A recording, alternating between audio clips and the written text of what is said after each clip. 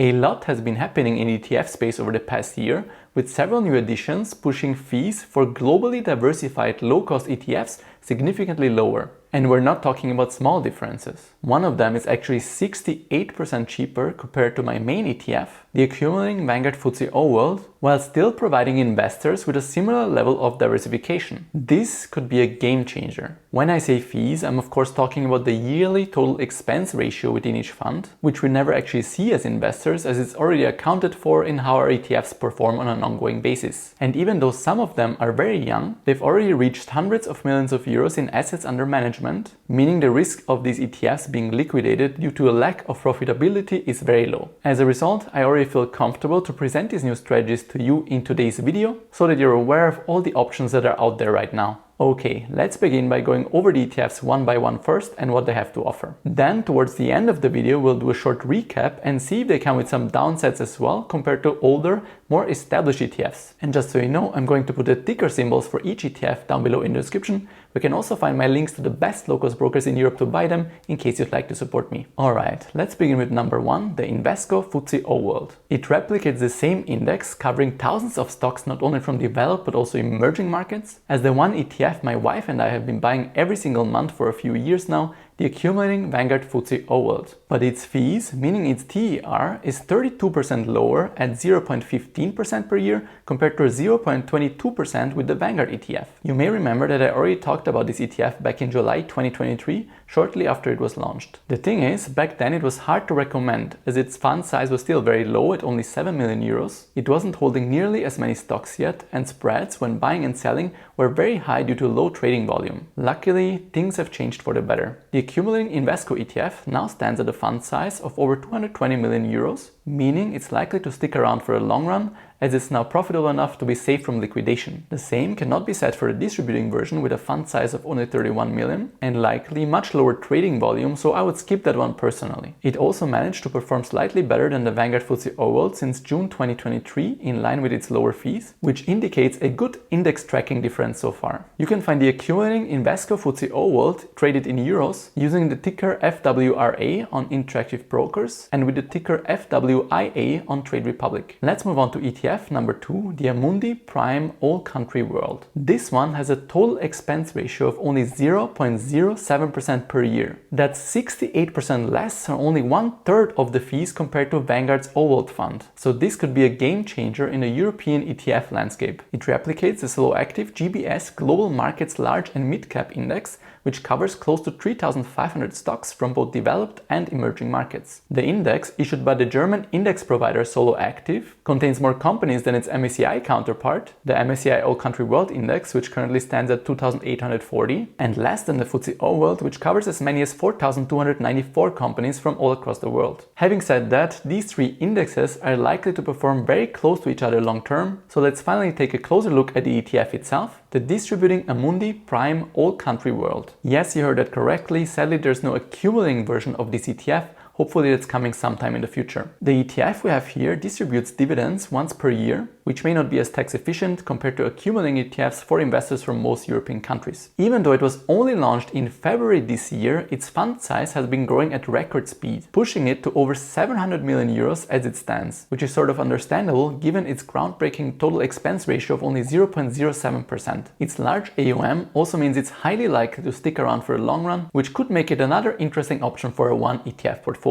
As for its index tracking difference so far, there's of course no way to tell yet after only 3 months, but its performance has held up well or even slightly outperformed its counterparts from iShares, Vanguard and Invesco so far. You can find it using the ticker symbol WEBG on Interactive Brokers and Trade Republic. Okay, this brings me to the third and last ETF I wanted to present to you today, the xTrackers MSCI World XUSA paired with the SPDR S&P 500. The MSCI World XUSA index covers over 850 stocks from developed markets excluding the US, which is why it goes very well with the S&P 500. Okay, but what's the point of removing US stocks in one ETF only to then add them back via another? Well, this enables you to fully control the percentage of US stocks you have in your portfolio at all times, something that's very difficult to do otherwise with a simple MSCI World or FTSE All World ETF, as these are market cap weighted. But not only that, due to the TER for the cheapest S&P 500 ETF currently being as low as 0.03%, you can sort of build an MSCI World or FTSE All World yourself, while lowering your yearly fees and having more control over how much is invested in US stocks compared to other regions. For example, to recreate the MSCI World, which only covers developed markets, based on each region's current market cap, you would need to hold 70% of the S&P 500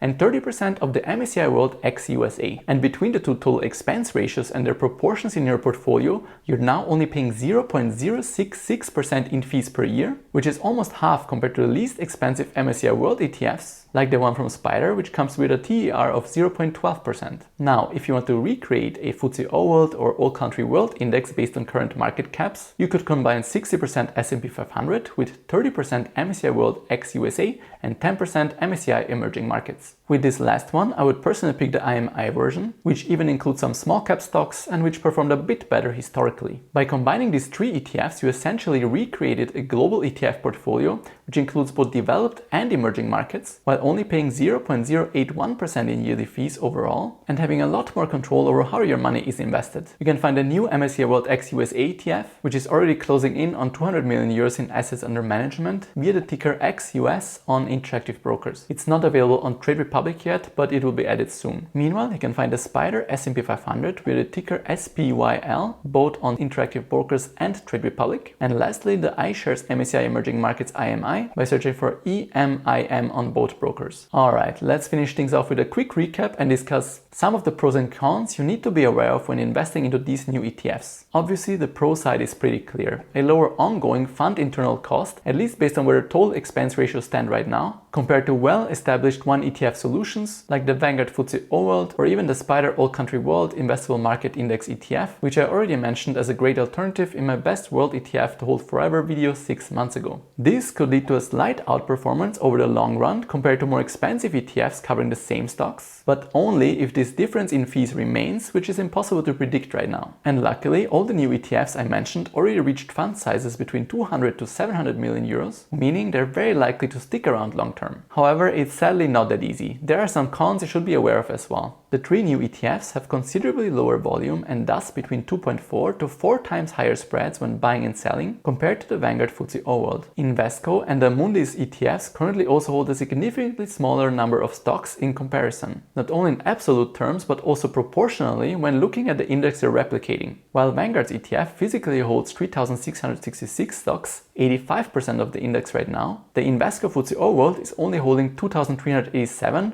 or 56% as it stands, and the Amundi Prime All Country World is currently at 1,724 stocks, 49% of its index. Their number of holdings will likely increase over time though as their fund size grows. It's also too early to say anything about their tracking difference, so how closely they're able to replicate the index performance so far. Vanguard's All World ETFs have been excellent in that regard, with a tracking difference that's close to zero. And the last con for me personally is the fact that, as I already mentioned, the Amundi Prime All Country World is only available as a distributing version, which is less tax efficient for most European investors. You can find out more in this video if you haven't seen it yet. Having said that, I'm really happy to see this much competition in fees for global one ETF solutions, which, as you probably know by now, is how my wife and I have been investing into the stock market for the past 7 years. I also think it's great that we finally have an MSCI World ex-USA ETF, as I believe it makes investing a lot easier for anyone that wants to add some international diversification to an existing S&P 500 ETF, or someone looking for more control over their allocation to US stocks for whatever reason. I'm confident that these recent developments are putting pressure on other fund providers like Vanguard to lower their fees as well, which is why my wife and I are planning to wait until the end of the year to see if and how Vanguard reacts, and then reassess if it makes sense to invest our monthly savings into a global ETF with lower fees, perhaps the one by Invesco. Whatever you do, make sure that whichever ETF you buy is in line with your long-term investment strategy. There's no reason to sell existing shares of a well-diversified ETF